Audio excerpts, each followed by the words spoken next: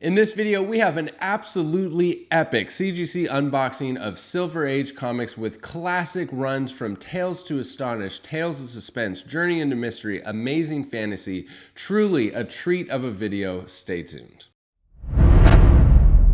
Bry's Comics.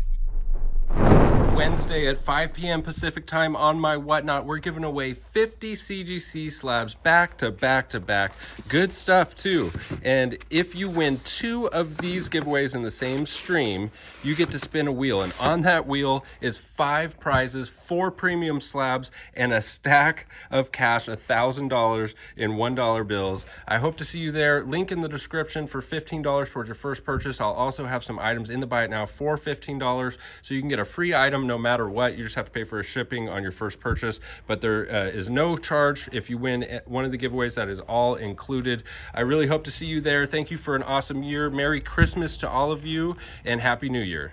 Don't miss your chance to get in on this month's giveaways. We're giving away 2 12-cent X-Men books. 1 if you subscribe, comment, and like this video, and 2 if you head over to bryscomics.com and sign up for the newsletter over there. You're entered to win a free slab each and every month. That's where I send out first access to new collections like this one. That you'll get access to that before the video drops. Special discount codes, mystery boxes, and a whole bunch more over at bryscomics.com. Use code COLLECT10 for 10% off all in-stock items at bryscomics.com. That code is always active. And all of the books in this video should be available now at bryscomics.com. Follow me over on Instagram for Trades for Grails and other fresh content over there. The books in this video are from the same collection from those 4 Mega Grails that came through my shop. The Fantastic Four #1 that came back in 8.0, the Fantastic Four #5, the Tales of Suspense #39, first Iron Man that came back in 8.0, and the Tales to Astonish 27, the first Ant-Man that came back in 8.0. So these books are from that same collection. And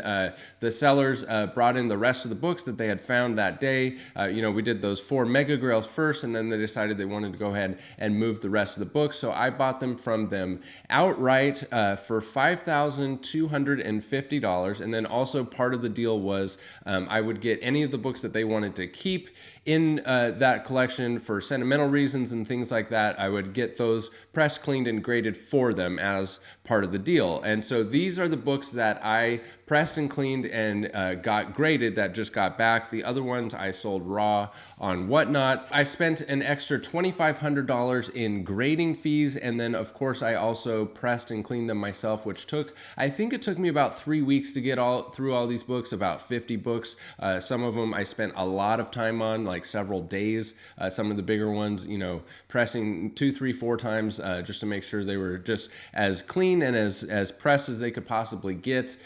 Almost all of them required a humidity chamber, which is, an extra step to pressing and cleaning books that takes more time. So I put a lot of time in this as well, which is hard to put a dollar figure on. If I would have sent these out to be pressed and cleaned, there's 2 downsides to that. Number 1, it takes longer. There's way more cost involved and time involved. And I think it would have been like an extra $1,200 or $1,300 just to have these, pressed by, a respectable presser out in the community, maybe even more than that. So I always like to keep the pressing in-house, but a lot of, little hidden costs. It's kind of tough to put a value on a raw collection, not knowing, how they're going to come back, how they're going to grade.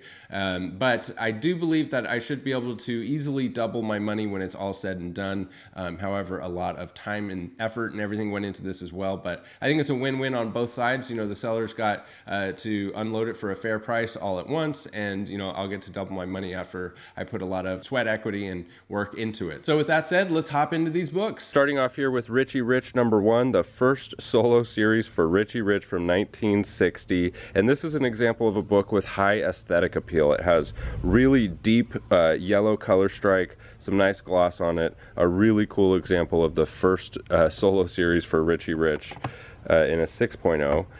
Action Comics #252, origin and first appearance of Supergirl. Just a classic DC key. Cool Cat Volume 8 #6. Now I'm actually going to keep this one for the PC. I just think it is such a cool book. It says, "This is your idea of a double date," and it's got Cool Cat sitting in there in the car with 2 chicks. I read the actual series. It's like a Sunday newspaper comic strip type series. So what's kind of unfortunate about this is actually the first issue for this series, and the numbering is continued from Black Magic number 50, volume 8, number 5. So it just would have been so much cooler if it said Cool Cat number 1. You know, it really does make a difference. Cool Cat number 1 versus Cool Cat volume 8 number 6, but it is the first issue and just a weird numbering on this one. This is the only one on the census, the single highest graded copy on the CGC census. I don't think it's necessarily a valuable book. I think it's just that, you know, well, for sure nobody has gotten it graded. I haven't been able to find any other copies, you know, on the internet of this. I found, you know, other issues in this run with not nearly as cool of covers. This is definitely the coolest cover, I think, for all of the Cool Cat comic. The other books that are in this series are, you know, $10 or $15, so I don't think it's necessarily valuable, but it is incredibly rare. Just because something is rare doesn't mean it's valuable, and just because something is valuable doesn't mean it's rare. So just a really cool thing, happy to add to the PC. Justice League of America number 11, 7.5. This one got the white pages, which is a nice little addition. Showcase number 10 from 1957. This is the second time that the name Lois Lane appears in a title. The only other time before this is Showcase number 9. So just a super early Lois Lane. Of course, Lois Lane's first appearance is in Action Comics number 1, second appearance Action Comics number 2. So it's kind of hard to get decent Lois Lane keys for an affordable price. This is actually, you know, quite an expensive book. It's super rare. I'll throw up on the screen how many of these there are on the census, but just a really early Lois Lane. This is pre Lois Lane, Superman's Girlfriend number 1. So this is before her first solo series and the second time that her name appears in title. Brave and the Bold number 34 came back a 6.0. Origin and first appearance of the Silver Age Hawkman and Hawkgirl. First appearance of Mavis Trent and Bythe. So a really important Hawkman key in Brave and the Bold number 34. Adventure Comics 290 came back 6.5 with white pages. Legion of Superheroes appearance. First appearance of Sunboy, and also the last 10-cent issue. Superman's Girlfriend Lois Lane number 28. I think I graded this one just because I thought the cover was really cool. 8.0, it was high grade. This is probably borderline worth getting graded, but I'm happy it came back in 8.0. Adventure Comics 293, 4.5. This is the first appearance of Comet the Super Horse and the Legion of Super Pets. So it's like, yeah, definitely getting this one graded, with the, especially with the movie that just came out with the Legion of Super Pets, which I enjoyed with my 4-year-old son. Action Comics number 267, third appearance of the Legion and the first appearance of Chameleon Boy, Invisible Kid, and Colossal Boy. And anytime I see a pink cover from the Silver Age, I think it's highly collectible and worth getting graded. Superman number 147. This is the first appearance of the Legion of Supervillains, came back in 8.0. First adult Legion of Superheroes, and an Adventure Comics number 247 cover homage. So this is actually Superman number 147 homaging Adventure Comics number 247. Then we have Superman's Girlfriend Lois Lane number 30, came back in 8.0. I might have to keep this for the PC. This is just a hilarious, awesome cover. You've got Lois Lane here on the cover saying, "Oh no, Professor Burke's super telescope reveals that Superman is living a secret life on a distant planetoid. He has a mermaid wife and a merman son there. No wonder he won't marry me." Oh, poor Lois. And then here's Superman living it up on the distant planetoid with his mer wife and mer son. Now, and the mer son says, "Mommy, Daddy's come home." And the mer wife says, "Hello, Superman, my darling husband." Everything about this cover is so strange and so awesome. Why in their own house do they have to have a tank of water? Like, if this is their natural habitat, why do they have to live in a fish tank? And then why is she not in the fish tank? And why is she in a wheelchair? Like, what is going on with this cover? I have no idea, and that's what makes it so awesome. Strange Adventures number 117, origin and first appearance of the Atomic Knights. And Sea Devils number 3, 6.0, came back white pages. Not a super valuable book, but I just think it's such a cool cover. Sea Devils with the chick on the cover and the dragon looking thing, it just seemed like it was worth grading. So now we're going to get into the runs, starting here with Tales of Suspense. And what I love about these runs is you can see the influences of different characters that have become really popular and stuff that they were just trying out. That's what these runs signify to me, is like they're getting their footing. Jack Kirby and Stan Lee are figuring out, it's kind of just pre-hero, just like right at the brink of the shift in comic book history. And so it's really cool. Tales of Suspense number 19 with the green thing. This kind of to me hints at them playing around with Groot. Groot actually appeared before this issue. I'll throw up on the screen his first appearance, but it seems like they're still working that out, like how he would actually evolve. Tales of Suspense number 20, the second appearance of Colossus, and just a cool cover, 10-cent Tales of Suspense. 21, I'm sure this is the first appearance of Clag, whose mission is to destroy mankind. So unfortunately Clag did not make it into, MCU comic book lore. This is probably his first and last, or maybe he had a few other little bouts with Clag. Tales of Suspense number 25, the death of Monstralo. Monstralo also, unfortunately, just did not strike a chord with fans, but, he did make it onto that cover there. Tales of Suspense number 26, 7.5, The Thing That Crawled by Night. So here we can see, Stan Lee obviously had, something in his head about root creatures, tree creatures that are able to instantly grow. This is all really, part of the development of Groot, in my opinion. And then we have Tales of Suspense number 27, when Oog lives again. So Oog is just an awesome character. When I tell my son bedtime stories at night, I tell him stories about the adventures of Oog on the planet of Og. I just make stuff up off the top of my head, and he loves it. So that's another thing that I love about these early Tales of Suspense stuff, is I get great ideas to make these fantastical stories that 4-year-olds just eat up. So, apparently Stan Lee thought that adults would also eat up Tales of Oog. It's just like, come on, Stan, dig a little deeper than OOG for the name of your villain. Tales of Suspense number 28. This is a Stone Men prototype story. Just a really cool early Tales of Suspense. Tales of Suspense number 21, The Martian Who Stole a City. And does that not remind you of the scene from Age of Ultron where the city is lifted up into the air like that? Just, I don't think it's related, but just kind of cool. Tales of Suspense number 30, with an awesome cover. So The Haunted Roller Coaster. This is a really cool cover. You're at the top of a roller coaster about to go down. There's a ghost. Tales of Suspense number 33. And that does it for the Tales of Suspense run. So 19 to 33, obviously missing some in between, but a really cool run of Tales of Suspense. All right, now we're going to do a short run here of Tales to Astonish, starting with number 28. This is also one that I'm going to keep in my personal collection. It did, from this same collection here, it did have Tales to Astonish 27, the first appearance of Ant-Man. That one came back an 8.0, which I'm really happy about because the other two books here in this Tales to Astonish run from the same collection came back lower. So the most expensive one came back higher, which was just such an awesome treat. And I have Tales to Astonish 27 in a 6.0 in my collection.